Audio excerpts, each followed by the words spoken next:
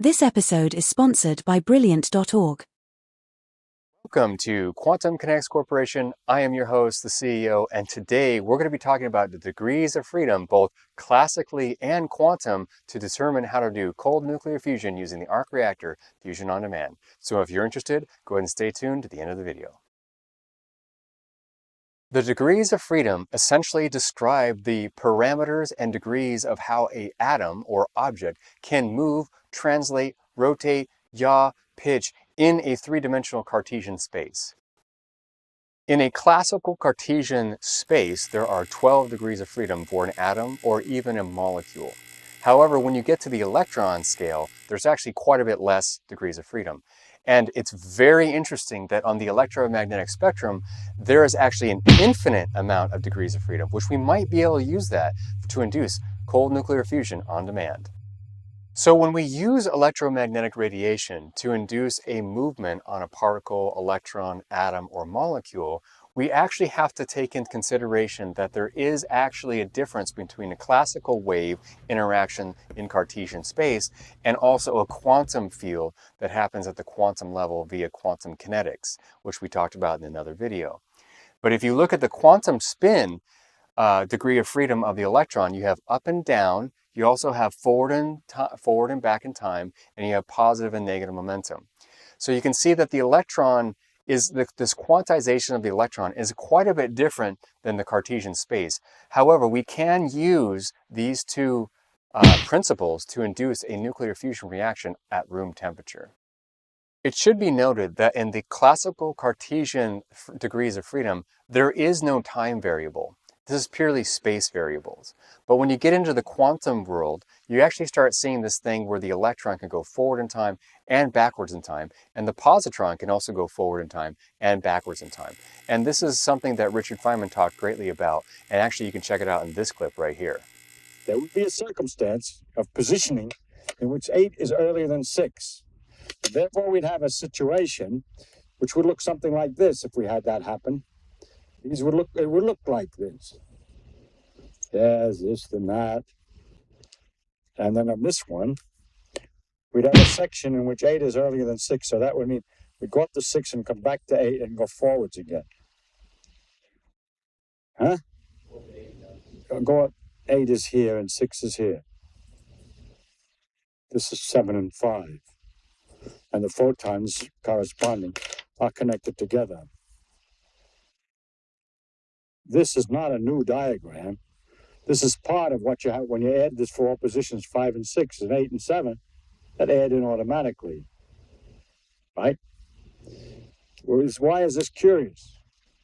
Because in this one, we're saying that an electron goes up to here in time, then backs away in time to this point, and then goes forward again. This would imply that sometimes electrons can be found going backwards in time. Nothing to stop it, only interferences. And sometimes it's possible to arrange things so that the interferences make it true that this contribution of the backward section is in fact a very large one. And this becomes a real thing, an electron going backwards in time.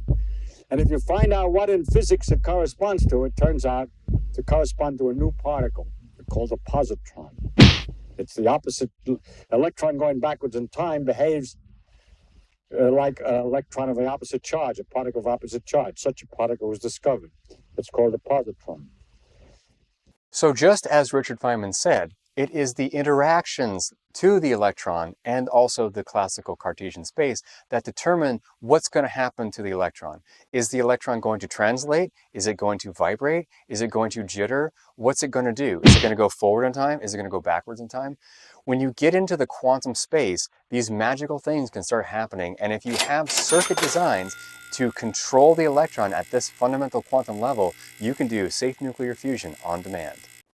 So you're probably asking, how the heck do you even make nuclear fusion occur at room temperature? Well, the answer is the electron. You have to make the electron become an on and off entity at the exact same time. And when you do this, you create this thing called the superposition state. And this is what quantum computers do. This is what the ARC reactor does. And also the entire universe does it. Black holes do it too. And when you put the electron or the state space of the universe into the superposition state, when you create an out of phase position, you create a synthetic gravitational well, which we call here at Quantum Kinetics the Quantum Kinetic Well. The degrees of freedom, in the classical sense, you can go forward and backwards. You can go up and down. You can go left and you can go right. These are symmetries to the universe. And just like symmetries, you can actually have symmetries in time. Something going forward in time, something going backwards in time, something having an upspin, having a downspin. It's very much supersymmetry in a sense. And in this situation, we can use the universe's fundamental Cartesian systems, in a classical sense, via a magnetic field, an electrostatic field, to induce a negative momentum or a negative mass even as an antimatter stimulation to induce a cold nuclear fusion event at room temperature. I hope you like this content. If you haven't already, go ahead and make sure you like, share, and subscribe, and go ahead and ring that bell. It really helps us out, gets this technology to you as fast as possible. And always remember, fusion is love, and love is fusion. You don't have to force it. It just happens. We'll see you on the next one.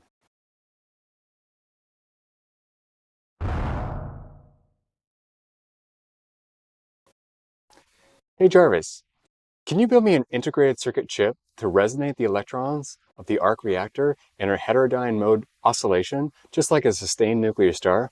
You think you can handle that for me? Sir, you do realize that Brilliant.org has all the answers you need to understanding your Stargate Transformer ARC reactor device.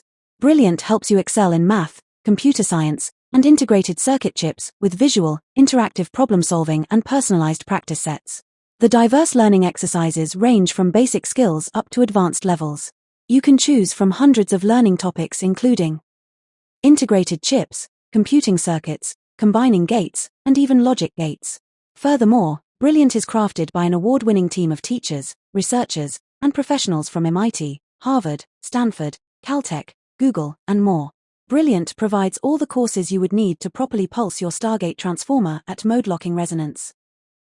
You know, you're right. What was I thinking, Jarvis? Wait, doesn't Brilliant.org offer a 30-day free trial period? That is right. In addition, there is a very special offer which allows your viewers 20% off annual premium subscriptions. Just scan the QR code or visit brilliant.org/QKC, which gives unlimited daily access to everything on Brilliant. Well, what are we waiting for? Let's go save the world. Together.